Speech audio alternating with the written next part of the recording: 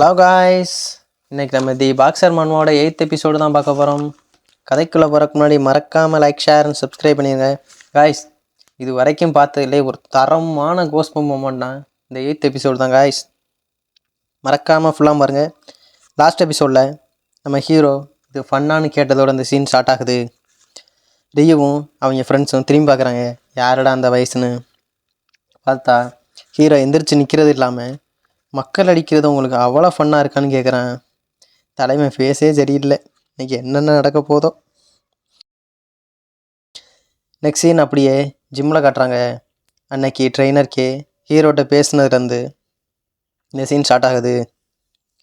Coach கேட்குறாரு ட்ரெயினர்க்கே, அந்த சின்ன பையன்ட்ட என்ன பண்ணீங்க? ட்ரெயினர் ஒரு மாதிரி யோசிச்சுட்டே இருக்காரு. ட்ரெயினர்க்கே கோச்சை பார்த்து, உன் உள்ளுணர்வு சொல்கிறத நீ நம்புவியான்னு கேட்குறாரு. கோச் என்ன சொல்கிறாருண்ணா, என் உள்ளுணர்வை நான் நம்புகிறதா?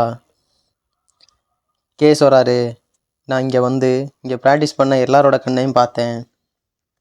அப்போ பார்த்தப்ப எல்லார் மேலே எனக்கு வெறுப்பு தான் வந்துச்சு. ஆனால் அவங்க இந்த பாக்ஸிங் வேலையில் டாமினேட் பண்ணுவாங்கன்னு தோணுச்சு. எப்போ தோணுச்சுன்னா, அந்த பையனா நம்ம ஹீரோ காய்ஸ் ரியூவை பார்த்தப்போ மட்டும்தான் தோணுச்சு. ஆனால் அந்த பையனை ஆரம்பத்தில் பார்த்ததுலேருந்து எனக்கு ஒரு அனிமலை பார்த்த மாதிரி இருக்குது. கோச் கேட்குறாரு, நீங்கள் எப்படி சொல்கிறீங்க?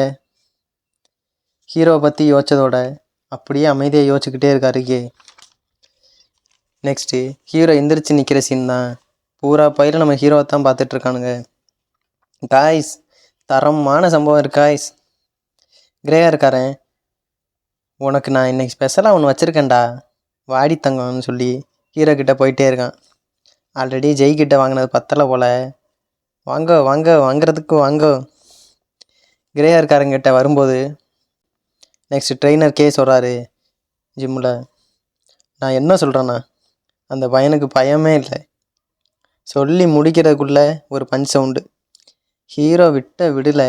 கிரேயர்காரன் உயிரோட இருக்கானா இல்லையானே தெரியலை. அப்படி ஒரு அடி. கிரேயர்காரனுக்கு கண்ணுனா கட்டிட்டு வந்துருச்சு. அப்படி வந்தும் கூட நம்ம ஹீரோ விடலையே. நெக்ஸ்ட்டு கொடுத்த குடில் எனக்கு தெரிஞ்ச அவன் சோழி முடிஞ்சிருக்கும்னு நினைக்கிறேன். இங்கிட்ட ட்ரெயினர்க்கே அவனை பற்றி பேசும்போது பயத்தில் என் பாடியே ஷேக் ஆகுது. என் முதுகு தண்டுவடம் கூட நடுங்குதுரா அவனை நினச்சாலேன்னு சொல்கிறாரு. ஃபுல்லாக போட்டவனுக்கும் ஆரஞ்சுகாரனுக்கும் ஒரே ஷாக்கு. அதை விட அப்படியே உறைஞ்சு போய் நிற்கிறானுங்க, என்னடா நடக்குது இங்கேன்னு. ரியுக்கு அதுக்கு மேலே ஷாக்கு. சைடில் நின்று ஹீரோ அப்படியே பார்த்துக்கிட்டு இருக்கான் 3 பேரையும். ஹீரோ பஞ்சு விட்ட போஸோடு அப்படியே நிற்கிறான் 3 பேரை பார்த்து. இதைத்தாண்டா எதிர்பார்த்தேன் தலைவா, வாடா என் செல்ல குட்டி. ஏதோ ஒரு டெட் பாடி குள்ளா போட்டவன் காலுக்கிட்ட கிடக்கு. குள்ளா போட்டவன் பயத்தில் அப்படியே அதை கீழே பார்த்துக்கிட்டே நிற்கிறான். கீழே கிடக்கிறது வேறு யார்? நம்ம கிரேகர்கார சித்தப்பா தான். ஒருத்தன் வாங்கினது பத்தலைன்னு சும்மா மூடிட்டு இருக்க வேண்டியதானே. இவனும் போகிறான், போ டேய் உனக்கு இருக்குடான்னு சொல்லி ஹீரோவை பார்த்து அடிக்க போகிறேன். குள்ளா போட்டவன் கிட்ட போய் அடிக்க கையை இழுத்து குத்த போகிறான் பாருங்க. வடிவேல் காமெடி மாதிரி தான். நானும் கிருட்டுன்னு போனேன், ஆனால் கம்பியில் மோதிட்டேன்னு சொன்ன கதையா. ஹீரோ கொடுத்த குடில் இன்னொரு டெட் பாடி ரெடி. அவன் எங்கே நின்றானோ அதே இடத்துக்கு போஸ்ட் பண்ணியே அனுப்பிட்டான் ஹீரோ. கிரேகார்காரன் பக்கத்தில் இன்னொரு பாயை போட்ட வேண்டியதான். அப்படியே வானத்தை பார்த்தபடி அப்படியே மல்லாக்க கிடக்குறேன் குள்ளா போட்டவன். இது உனக்கு தேவையா? உன் கால்கிட்ட தானே ஒருத்தன் அடி வாங்கி கிடந்தேன். இவங்கன்னா வாங்கினா தான் திருந்துவாங்க போல். நெக்ஸ்ட் ஆரஞ்சுகாரன் வருவான்னு தானே நீங்கள் நினைக்கிறீங்க, ஆனால் அதுதான் இல்லை. எடுத்தேன் பாரு ஓட்டம், மிலிட்ரியில் கூட இப்படி ஓடலையேன்னு ஓடிட்டாங்க காய்ஸ். ரிவ்யூ ஃபேஸில் பார்க்கணுமே பேய் ஆடி போச்சு. இந்த சைடு கோச்சு கேட்குறாரு, பயமா? உங்களுக்கே பயம் வந்துருச்சா? ஆமாம், நானே அவனை பார்த்தப்ப நடுங்கி போயிட்டான்டான்னு சொல்கிறாரு. எப்போனா நான் ஃபஸ்ட்டு பஞ்ச் அவனை அடிக்க போகிறப்ப அவன் பார்த்தான் பாரு ஒரு பார்வை, எனக்கு உண்மையை சொன்னான் இன்னுமே உடம்பு ஷேக் ஆகிட்டுருக்குடா அப்படின்னு சொல்லிகிட்ருக்காரு. அந்த பார்வை, ஆத்தாடி, அந்த கண்ணு, நான் பஞ்ச் பண்ணுறத பார்த்தது இல்லாமல் அதை சலிப்பாக பார்த்தான்டா. பட்டா பட்டுட்டு போட்டும்னு. அவன் விட்டதால தான் என்னால் அவன் ஃபேஸ் கிட்டே பஞ்ச் பண்ண கிட்ட போக முடிஞ்சுச்சு. இதுதான் உண்மைன்னு சொல்கிறாரு கே. இவ்வளோ பெரிய ட்ரெயினரையே அவன் நடுங்க வச்சுருக்கான். இந்த பொடியனுங்களுக்கு சொல்லவா வேணும்? கோச்சுக்கு ஷாக்கு. என்ன சொல்கிறீங்க? நெக்ஸ்ட்டு ஹீரோ டெரராக ஃபேஸ் வச்சபடி ரியோவை பார்த்தபடியே நிற்கிறான். கோச்சுக்கும் கலங்கி போச்சு கே சொன்னதை பார்த்தோன்னே. என்ன சொல்கிறீங்க? அவ்வளோ பெரிய பஞ்சை அசால்ட்டாக பார்த்தானா? வாய்ப்பே இல்லை, இது யாராலையும் பாசிபிளே கிடையாது. ட்ரெயினர் கே கத்திக்கிட்டு, ஆமாடா, எவனாலையும் முடியாது இவனை தவிர. கே சொல்கிறாரு, என் உள்ளுணர்வு சொல்கிறத நான் டெஸ்ட் பண்ணி ஆகணும். நான் எவ்வளோ ஃபோர்ஸாக அடித்தேன்னு தெரியுமா? வேறு எவ்வளோ பெரிய ஆளாக இருந்தாலும் லைட்டாகவாச்சும் அடிபட்டிருக்கும். ஆனால் இவன் எஸ்கேப் ஆனது இல்லாமல் பார்த்தான் பாரு பார்வை. கே சொல்கிறாரு, நான் பார்க்கணும், நீ என்ன பண்ணுறான்னு நான் பார்க்கணுன்னு பல்ல கடிச்சிக்கிட்டே குசியில் சொல்லிக்கிருக்காரு கே ஹீரோ பற்றி. கோச் அந்த சைடு, நீங்கள் எதை பற்றி சொல்லிக்கிட்டு இருக்கீங்க கே அப்படின்னு கேட்குறேன். கே சொல்கிறாரு, ஆமாம், அவன் என் பஞ்சஸை ஈஸியாக எஸ்கேப் ஆகிட்டான். உனக்கும் தெரியும், ஒரு நார்மல் பர்சனுக்கு இது இம்பாசிபிளான விஷயம். எங்கேருந்து பஞ்ச் வருதுன்னு நீ கற்றுக்கிறதுக்கே பாக்ஸிங்கில் பல வருஷம் ஆகும். அது மட்டும் இல்லாமல் சரியான ஃபுட் ஒர்க் வேணும், ஃப்ளோவும் கரெக்டாக இருக்கணும். அது மட்டும் இல்லாமல் ஷோல்டர் மூமெண்ட்டும் நேராக இருக்கணும்.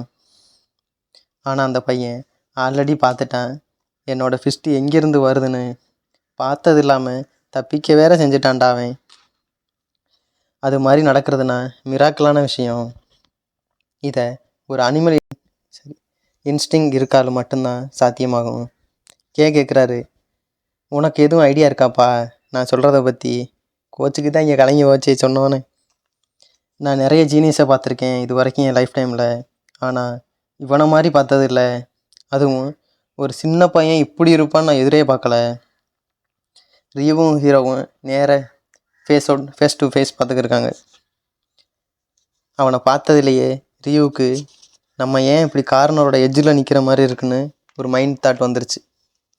ஹீரோ டெரராக பார்க்குறான் ரியோவை. ரியோ, ஏன்டா அவன் என்னை எப்படி பயமுறுத்துற மாதிரி பார்த்துட்டே இருக்கான்? நான் சாவோட நேரில் நிற்கிற மாதிரி எனக்கு ஃபீல் ஆகிட்டுருக்கு. ரியோவுக்கு டவுட்டே ஆயிடுச்சு, நம்ம சாவத்தை நேரில் பார்த்துட்ருக்கோமான்னு. ஹீரோ ஸ்டெப்பை வச்சு ரெடி ஆகிட்டான் ஃபைட்டுக்கு. ரியோவோட உடம்புனா நடுங்குது இன்னும். இப்போ என்ன இங்கே நடக்குதுன்னு கூட தெரியல.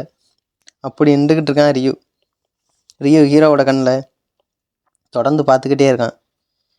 ஹீரோவும் கண்ணை சிமிட்டாமல் ரியோவை பார்த்துக்கிட்டே இருக்கான். ஹீரோவோட கண்ணை பார்த்த ரியோவுக்கு கண்ணில் ஏதோ ஆயிடுச்சு. ட்ரெயினருக்கே சொல்கிறாரு ஜிம்லேருந்து, அவன் கண்ணாலேயே வீழ்த்துவான்டா யாராக இருந்தாலும். சொன்ன மாதிரியே ஹீரோ ஃபேஸு, அவன் ஃபிஸ்ட்டை பார்த்தது, அப்புறம் அதுலேருந்து டாஜ் ஆனது என்ன சொல்லுதுன்னா, அவனுக்கு இந்த உலகத்தில் உள்ள டைம் ஃப்ளோவே டிஃப்ரெண்ட்டான ஸ்பீடில் அவன் பார்க்குறான்டா. ரியோ கண்ணை பிடிச்சபடி தரையில் கிடக்கான். என் கண்ணு போச்சுன்னு. ஆனால் ஏன்னு ரியோக்கு ஒன்றுமே புரியலை. கே சொல்கிற, நான் சொல்கிறது உனக்கு புரியுதான்னு கோச்சில் கேட்டுக்கிருக்காரு. ஹீரோ பின்னாடி நிற்கிறான். ரியோக்கு கலங்கியே போச்சு. அவன் ஜீனியஸ் இல்லை, அவன் என்டையர்லி டிஃப்ரெண்ட் ப்ரீட். அப்படின்னா அவன் மனுஷனே இல்லடான்னு கே சொல்கிறாரு. ரியோ கண்ணை பிடிச்சிக்கிட்டே ஹீரோவை பார்க்குறான். இவன் மனுஷனே இல்லை, கூட்டத்தோடு வர்றவன் கேங்ஸ்டர்ரா, ஒத்தையாக நிற்கிற நம்ம ஹீரோ மான்ஸ்டர்ரான்னு. இதோட 8 முடியுது. நெக்ஸ்ட் எபிசோடில் தரமான ஃபைட் சீன் இருக்கு guys. நம்ம ஹீரோக்கும் ரியோக்கும் மறக்காமல் லைக் ஷேர் சப்ஸ்கிரைப் பண்ணுங்கள். நெக்ஸ்ட் எபிசோடில் பார்க்கலாம்.